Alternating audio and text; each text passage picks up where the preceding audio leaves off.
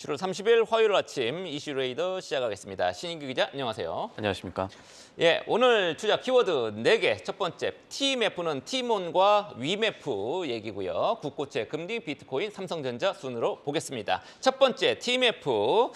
야, 이렇게 이제 배신 때릴 거라고 뭐 예상은 했습니다만 법정 관리 바로 그냥 신청을 하더라고요. 맞습니다. 이 법정 관리, 전문 용어로는 기업 회생 제도가 더 맞는 표현일 텐데 기업이 돈 줘야 될 채권자들한테 결국 돈을 못 갚을 수밖에 없으니 갚을 돈 없으니 일단 채무를 좀 동결하고 기업 정상화한 다음에 빚 얘기하시죠. 이렇게 어떻게 보면 만세를 불렀다라고 할 수 있는 그런 얘기인데 물론 이게 채무를 동결하기 전에 이번에 TMF가 한 거 보니까 기업 회생제도 안에 있는 이 자율 구조조정 지원 프로그램을 신청을 했습니다. 그나마 이렇게 되면 갚을 수 있는 만큼을 갚겠다는 액션을 이제 시장에 보인 거긴 하지만 미정상금이 지금 1조 원이 넘을 수 있다는 전망들이 나오는 상황에서 이런 구조조정 프로그램으로 미리 갚을 수 있는 돈이 1조 원에 크게 못 미칠 수밖에 없다라는 전망들이 나오고 있고요. 일단 구영배 큐텐 대표 그동안에 사태 해결하겠다고 했다가 이 기업 회생을 신청해버린 구영배 대표는 출국 금지 조처를 받았습니다. 그리고 이게 국내 대형 전자상거래 업체, 이커머스 업계에서 처음 나온 대형 기업 회생 파산 신청, 사실상 파산 신청이고 법정 관리인데 이것 때문에 관련 업계도 폭풍에 휩싸일 수밖에 없게 됐습니다. 기업 회생 절차에 들어간다는 건 큰 그림을 봤을 때 일단 돈 결국 다 못 갚을 거라는 얘기랑 같습니다. 돈 없다는 얘기죠. 돈 없기 때문에 그렇습니다. 그래서 아까 제가 만세를 불렀다는 표현으로 순화를 하긴 했는데 지금 이게 경제적 효과를 감안하면은 환불을 못 받고 있는 소비자뿐만 아니라 사실은 티몬에 미리 물건 대놓고 정상 금액을 못 받은 판매자, 영세 자영업자들의 도산 가능성이 더 큽니다. 티몬과 위메프에 입점해 있는 자영업자 수 통계를 봤더니 6만 곳이 넘거든요. 6만 곳 가운데 한두 곳 큰 벤더 업체가 파산을 하게 된다면요. 이게 연쇄 효과로 이어질 가능성이 있기 때문에 정부도 굉장히 신경을 씁니다. 이번에 정부가 얘기 나온 것 중에 하나가 긴급 경영 안정자금. 그러니까 이 정부가 싸게 돈 빌려줄 테니까 급한 불 끄세요 하고 이 영세 판매업자들한테 빌려주겠다고 얘기를 했잖아요. 대출이죠. 대출이긴 하지만 이런 대출은 코로나 때 아니면 천재지변 때나 나오는 경영 안정 자금 얘기가 이때나 나옵니다. 그러니까 사태가 절대 적지 않다. 빠르게 끝날 사태는 아니다라는 거를 지금 보시면 되겠고요. 이 경제 파급 효과 외에 이 사태가 증시에 어떤 효과를 가져올 수 있을지도 미루어 짐작을 해볼 수가 있을 부분이 있습니다. 일단은 지금 재무구조 약한 쇼핑몰 도산할 수 있겠구나. 이미 TMF가 보여줬기 때문에 뜬금없이 신세계그룹이 타격을 받을 가능성이 있습니다. 이 신세계그룹은 이 G마켓 이런 거 옥션 갖고 있지 않습니까? 이번에 이 TMF 사태가 퍼지니까 2군 쇼핑몰이라고 분류되는 이 G마켓, 옥션, 11번가 이런 데 1일 활성 사용자 수가 이달 초 대비 10% 넘게 감소를 해버렸습니다. 그러니까 가뜩이나 지금 돈 잘 벌어야 되는 신세계그룹 같은 입장에선 계열사가 좀 타격받을 수 있겠구나 이런 거 생각해 보셔야 될 것 같고 안 좋은 얘기입니다. 또 반대로 그래도 뭐 대기업인데요. 그래도 대기업이니까 자금 조달의 문제는 덜 하겠다라고 하고 그동안에 많이 자금 또 투입한 것도 있습니다. 물론 이제 위메프랑은 다르긴 하겠지만 사람들이 떠나간다는 얘기고 또 하나 반대로 이 네이버 쿠팡과 같이 업계에서 이미 지배적 사업자 위치를 갖고 있는 1군 쇼핑몰들로 소비자들이 몰릴 가능성, 그에 따라 주가가 움직일 가능성 지켜보셔야겠습니다. 네, 오늘 구영배 대표 지금 출석 요구를 했습니다. 국회 정무위에 오늘 오후 2시 출석할지 여부 좀 지켜봐야 되겠고요. 어제 구 대표 입장문 발표하는 거 보니까 자기가 가진 재산의 대부분이 큐텐 주식이다 이런 표현을 내놨더라고요. 그 주식이 뭐 담보대출 받을 만한 뭐 쓸모가 지금 있어야지 말이죠. 그렇습니다. 예, 그래서 오늘 조금 만약에 출석을 하게 되면 좀 철저하게 검증을 좀 해야 될 것 같고요. 자, 두 번째 이슈 보겠습니다. 국고채 금리 3년물 국내에서는 이제 지표금리 3년물을 많이 씁니다. 이거 네. 좀 왜 그런지 잘 모르겠는데 해외는 주로 10년물을 씁니다만 어찌됐든 우리나라 지표금리 3년물 국고채 금리 연 3% 밑으로 지금 떨어졌더라고요. 맞습니다. 장기금리 뭐 다 떨어지긴 했습니다만. 이게 2022년 5월 이후에 2년여 만에 가장 낮은 수준으로 3년물 국채 금리가 내려온 겁니다. 미국 같은 경우에서 큰 틀에서의 이 금리 벤치마크는 10년물이지만 이 가장 통화 정책에 민감한 그러니까 단기 통화 정책에 민감한 것은 이제 미국에서는 2년물 쓰고 한국에서는 3년물 국채 금리 보거든요. 채권의 금리가 낮아졌다는 것, 수익률이 낮아졌다는 것은 역으로 채권 자체 가격은 상승했다는 뜻이고 그만큼 이거는 한국은행이 기준금리를 좀 내릴 수 있다는 심리가 있다라는 게 한 가지 요인이 되겠습니다. 이런 현상이 사실 증시에 나쁘지 않습니다. 장기 차트 보면요. 3년물 우리나라 국고채 수익률은 큰 틀에서 코스피 지수와 반대로 움직이거든요. 지금 이게 국고채 수익률이 떨어진다는 거는 코스피에는 역사적으로는 좋았었다라는 뜻으로 보시면 되겠고요. 또 국고채 금리 떨어진다는 거 채권 가격이 상승한다는 뜻이라고 제가 말씀드렸잖아요. 관련해서 보실 게 우리나라 국채가 이번에 한 번은 실패를 했지만 세계 국채 지수 WGBI에 들어갈 가능성이 높다라는 얘기들이 다시 나오고 있기 때문입니다.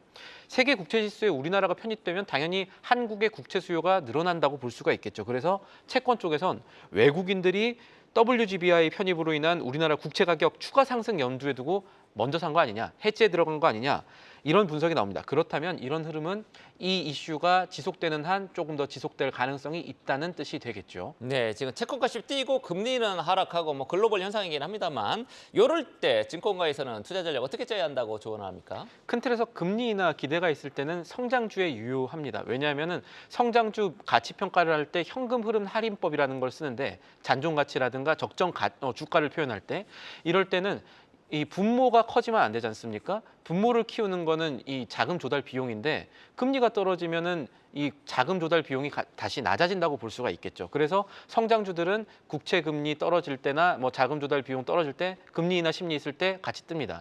근데 지금 상황에서는 기술주는 약간 성장주 중에서도 기술주는 지금 약간 흔들리는 모습 보이고 있지 않습니까? 어제 AI 고점론이 있다라는 말씀도 드렸었고요.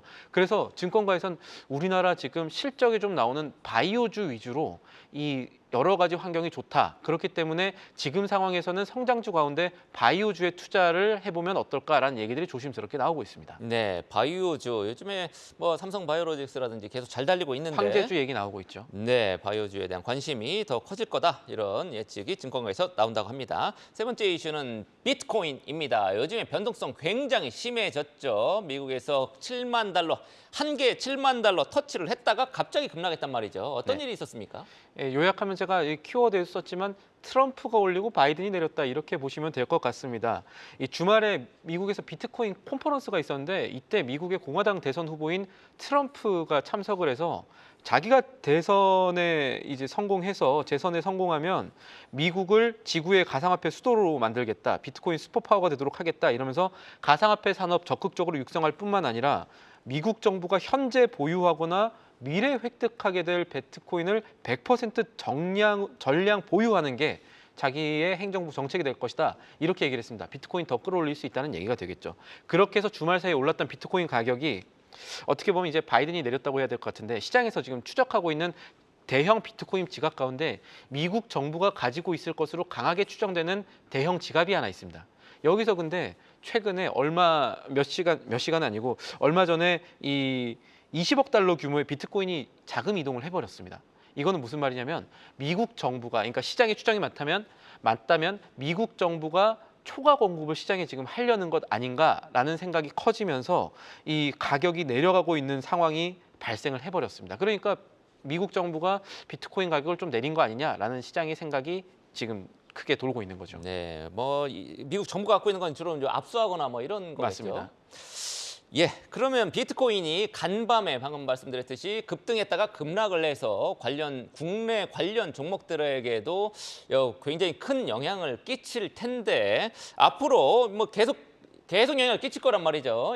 앞으로 이벤트가 있다면 어떤 것들이 있을까요? 가장 큰 이벤트는 이제 우리 시간 1일 새벽에 나올 FOMC 때서 어떤 수준으로 불확실성이 해소되겠느냐 하는 점이겠죠. 비트코인 대표적인 위험 자산입니다.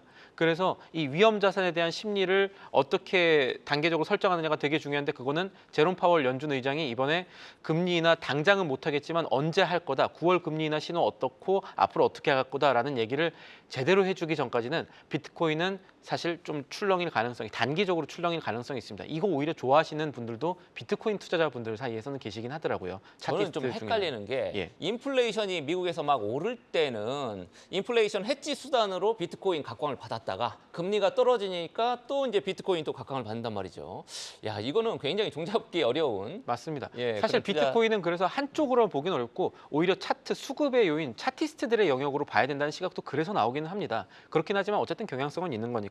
다시 이제 말씀을 드리면 그래서 아마 기자회견 전까지는 지금 등락이 반복되고 아마 이 오늘 장 시작하기 전까지는 이 가격이 조금 더 떨어질 가능성이 있습니다. 20억 달러의 대량 매물이라는 거는 우리나라 돈으로 하면은 30조 원 가까운 3조 원 가까운 돈이 되니까요.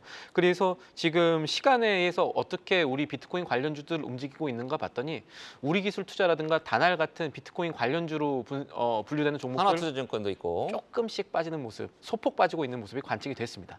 네, 그렇군요. 자, 오늘 마지막 이슈 삼성전자 어제 마감가가 81,200원이었습니다. 자, 성과급 구조를 손보려고 한다. 어떤 내용입니까? 이게 그동안의 삼성전자 OPI, PS 이거 터지면은 진짜 한 해가 따뜻하다라는 그런 기쁨이 삼성전자 직원들한테 있는데 PS는 없어졌죠. PS는 없어졌고 이게 OPI라는 이름으로 바뀌었습니다만 어쨌든 최근에 이게 별로 분위기가 좋지 않았습니다. 반도체 오팡이 안 좋았기 때문에. 그런데 인사팀, 재무팀, 삼성전자 이 경영지원실과 이 최고 의사결정기구죠. 이사회 중심으로 성과급 제도를 좀 개편하려고 하는 작업에 들어갔다는 소식이 나왔습니다.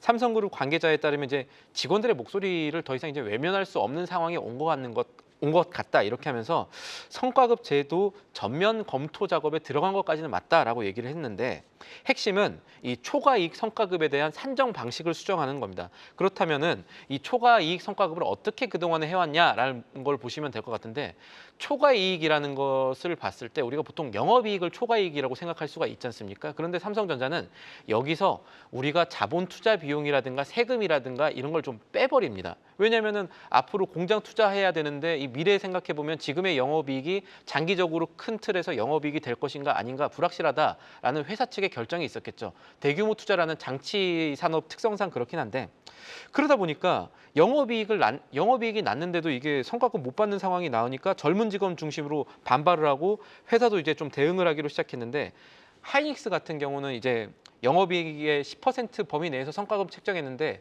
이렇게 될지는 모르겠습니다. 삼성전자 사측 얘기 들어보면은 이거 하이닉스는 메모리만 하는 데고 우리는 조금 복잡하니까 다를 수 있다라는 얘기들도 나오고 있습니다. 네. 근데 뭐 파업은 끝났습니까? 좀 관심이 좀 없어가지고. 안 끝났습니다. 사실 이게 파업과 관련해서 일어난 움직임이라고 보시면 될 것 같습니다. 왜냐하면 이 노조에서 원하는 게 성과급 체계 고쳐라는 거였거든요. 이런 것들이 좀 개편되고 있다는 것은 어느 정도 노조의 이야기를 들어주려고 하는 액션이 보이는 것 같고 노동조합 입장으로서도 이 교섭권을 유지하는 8월 4일까지는 이거 끝내야 되기 때문에 이 최대한 지금 이런 움직임들은 결국 8월 초까지는 파업이 마무리될 수 있지 않나라는 기대감을 시장에 자극할 수도 있는 부분이 되겠습니다. 네, 그렇군요. 지금까지 이슈레이더였습니다. 계속해서 다양한 경제 이슈를 알고 싶다면 구독과 좋아요, 알림 설정 부탁드립니다. AI 캐스터 권미정이었습니다.